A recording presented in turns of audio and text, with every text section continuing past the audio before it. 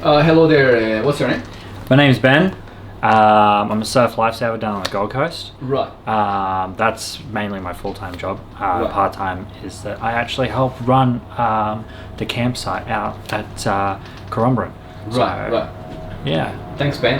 Do you like to camp often? I've been an outdoor person since I was young.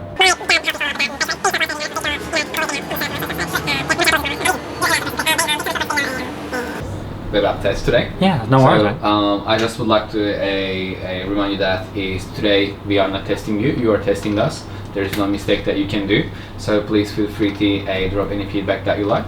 So Sure. please begin. Alright, cool. Alright, so let's have a go here. So this the app's called OCamper, so this is what I'm having a look at. Alright. So this is obviously this is the page where we would search for spots on here. Do you think so? If I go, there's search bar there clearly indicates you got search for the location and stuff like that. Right. I reckon. I don't know. I'm not a programmer or anything, so I don't know how advanced it would be to maybe implement a map. Some people maybe don't know the location name of places, but they know if they're looking around a certain area, that'd be pretty good. Right. So, like, say for example, like if I tell someone, if I say, for example, I'm at Southport and the place that I've got is only 5k's north of that. I may not know the name of that, but if they see on a map, they go, 5k's up, that's Bigger Waters. You know what I mean? I reckon that might be a handy feature to have on the search bit. Of either search by name or by map location. I reckon it'd be pretty good. I don't know, you've got on here, because you got the 1, 2, 3 adults, you got that pretty much there. If you got a camper van or a tent, that's always very helpful. I can go with a tent. Sometimes I just like to set the 4B up next to my 6-poster, basically. You know what I'm talking about? Yeah. So, pet friendly, definitely. I like to bring Buddy on the weekends. Can you tell us about Buddy? Oh, Buddy, he's a beautiful golden retriever. He's about 5 years old, so he's pretty young, still spry. He loves the beach. He's a lives up to his name, golden retriever. Sometimes he just comes back with stick. He's a dog that brings the massive 6 foot long branches back to you. 6 foot long. Yeah, 6 foot long. He's a strong boy. I just remember one of the puppies the first time he ever got out, and he basically tore the fence down around the house. So, he was a escape artist. But once he found home, he was pretty good with it. Beautiful. Yeah. Beautiful.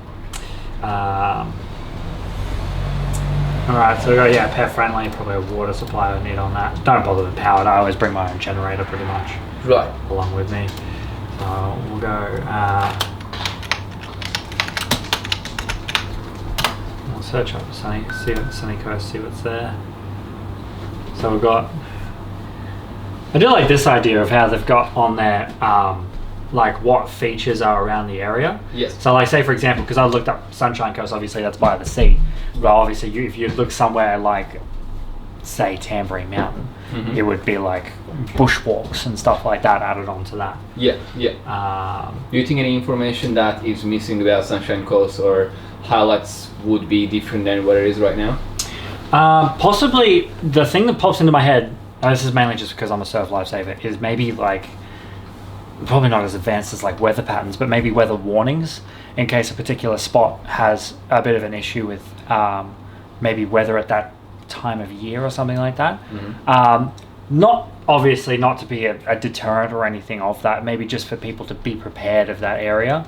Just because I know that obviously campers will go anywhere. They'll go wherever they want anyway, regardless of how risky it is. But they're always nice to know what they should be prepared for. Right. And so if you're going to the Sunshine Coast, the Sunny Coast, especially during summer period, they've got storm season on. So it's always good to know that hey, be prepared for storm season, bring extra batteries, bring a generator, even potentially bring a blow up boat or something like that, bring a raft with you. So sure. Yeah. Do you think there needs to be a little a logo or little warning sign somewhere around the page, or it should be replaced with the whatever is currently highlighted? Maybe if it I don't know how coding an app works, but maybe linking it to maybe BOM Bureau of Meteorology. Yeah. Because I know that I refer to that pretty much all the time when I'm on the field. Right. Whenever we're going to have a choppy day out on the spit. So, yeah, it's maybe something like that. Okay. Or if there is a way for you to connect to a satellite and have your own server or something like that. I don't know what resources are going into the app. You think should we just like display a link on the page, or? I reckon it would be probably better as a link. Maybe if there's like a bit of info that's written on there of like this spot has a weather warning. Click here to find out, and it maybe transfers you through to that. Or if you've got it in app or anything like that, where it just opens up and it tells you like a bit of information of like during this season you will experience this type of weather or anything. Oh, do you mean that. like some sort of pop-up screen? Yeah, something like that. Okay. Yeah, if it just like expands on the page that you're on, something like that. Great. Yeah, that could be fun. Great. That's pretty cool. I also just noticed here that you got a login thing, so the members can. You got like a whole member system that can log into this basically and like remember your details and stuff like that. That's right. Cool. Alright. So if I click on that, I'll check that out here. Okay. Obviously not a member, so I'll have to sign on. Ah, okay. So you've got like the difference between host and camper. Okay. And then you've got someone who's a bit of both, like myself, pretty much. that's right. Right, okay. Okay then. And so you just put in all your details there and stuff like that. Mm-hmm. Is there any sort of certification system? Like, is there any way that that OCamper works out, if it actually is a camping site, so that no Joe Blow hooks up his house as a camping site on the website or something like that? Right. So, OCamper is basically designed you to host your backyard. Right. So it can be anywhere. However, there are certain requirements for security reasons for the website, of course. Right. And you can edit your site in a control panel, which is going to be visible to other people. Okay. Would you like to see the host panel? Yeah. Yeah, I'll check Sure. that out. How do I get to it? if you're able to go back, I go back. So I go home. yep, Yep. and log in again, Go log in. and it should says hosts. Host. Right. Ah, okay. Okay, and so, alright, I see that. You've got a preset thing there, okay. So you've got all the details there. I've got like your contacts, bookings, okay, and then you've got here like the facilities that you got, so I can see like Wi-Fi, power, bath, water, and all that sort of stuff. Okay. So the reason we created everything in one page, so basically this is your control panel. It's all in one page that takes you to another page just if only you want. Right. So in overall, what is your experience, thoughts, or anything that need to be improved or removed? Just basically, when it comes to the user function of this isn't too bad. Maybe with like, I'm just trying to think, because obviously like in here you've got edit for what you can provide on the camping grounds. I just wonder of like how does one prove that sort of thing, if that makes sense. You know, like there need to be like, is there some sort of like certification process that they go through? Basically, does someone come out to maybe like a disclaimer of that sort of stuff as well for someone who is a host when they log in or anything like that, when they go to make any changes?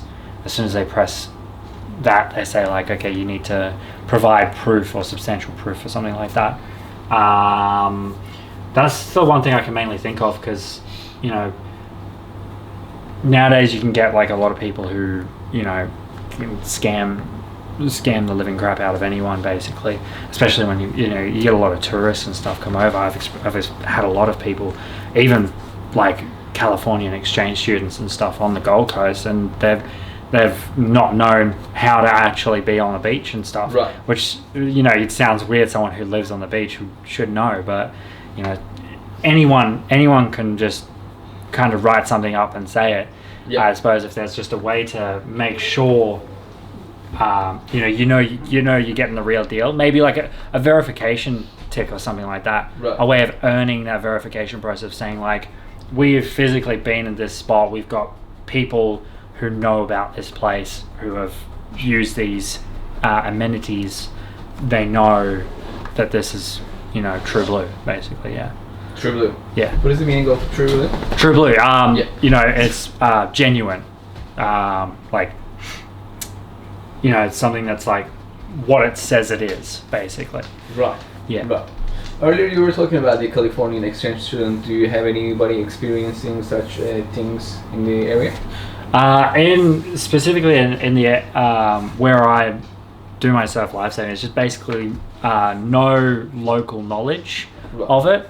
That could be something that could help out on here, is if you have fellow locals who are able to contribute maybe to it. Or saying like, this particular area is renowned for red-bellied blacks, or this particular area has a lot of funnel webs, or watch out for ticks, or watch out for drop airs or something like that. You know what I mean? But just stuff to keep people aware of, like what the areas are, to make sure they're safe and they have fun, basically. So it's the first thing that pops to mind. Being a surf lifesaver, I'm all about safety sort of thing. So you know what I mean? Referring to like what experience I've had where I do my surf lifesaving is like people not knowing about like jellyfish and what type of fish are on the coast there and stuff, like stonefish and all that sort of stuff. The wildlife is renowned in Australia, and it's no joke, basically. So yeah, just anything like that to give people a heads up. But that's it. Do you know anybody that you can recommend to contribute as tests? We were talking about California test student. Yeah, I know a lot of like locals who would be able to like contribute to that, basically. Yeah, just people that I see basically every day at work and stuff. A lot of my work colleagues probably be able to like help out with that as well. And also, like I said, I help run a camping ground myself, not too far from Southport, but further inland. And there's plenty of people there who actually own the place to be able to help out, basically. They know the area, they've had their business for a while, so they'll be able to help out with that sort of thing. Would you like to add anything on the General, your experience in the website. It's got potential. It definitely had the template for it. It's got room for improvement, and that's what looks promising about it. Definitely, I reckon geolocation. So, like I said on the search bar, like being able to look at it on a map, because not everyone knows the names of places. Maybe they're like, I just need to go this far away from where I am now, and that could be interesting. Of just clicking here and then saying search this area. The other thing is basically just warning updates. Obviously, with Australia having extreme weather conditions and extreme wildlife conditions, it's always good to know what you're prepared for. So, if a particular area is renowned for, a particular, just a particular wildlife itself, you know what I mean? It'd be nice to have that on there, just that extra safety information of knowing that. So Great. Thanks so much for your contribution, Ben. no worries, mate. Appreciate that.